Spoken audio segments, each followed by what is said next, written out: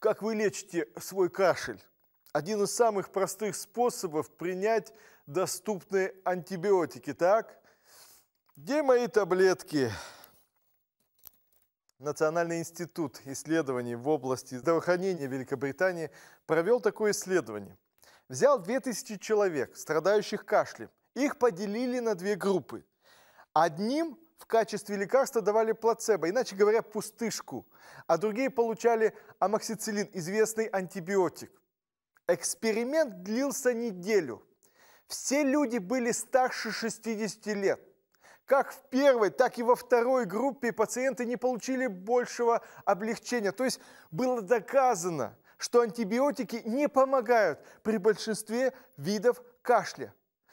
Кроме того, неразборчивое использование антибиотиков повышает риск побочных эффектов и появления мультирезистентных бактерий. Наши бактерии привыкают к антибиотикам.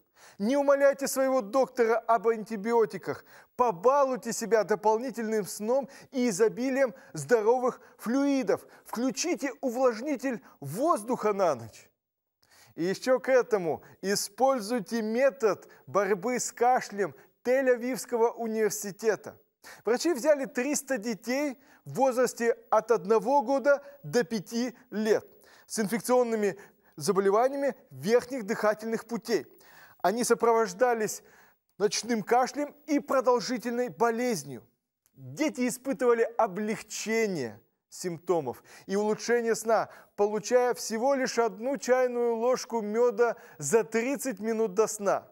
Мед может быть эффективным и безопасным методом лечения кашля. Помните, однако, его никогда не следует давать детям до 1 года, иначе есть риск развития ботулизма. Хочется прибавить к словам мудрого Соломона: «Ешь, сын мой, мед, потому что он приятен, и сот, который сладок для гортани твоей». Мед, который помогает излечить в том числе кашель.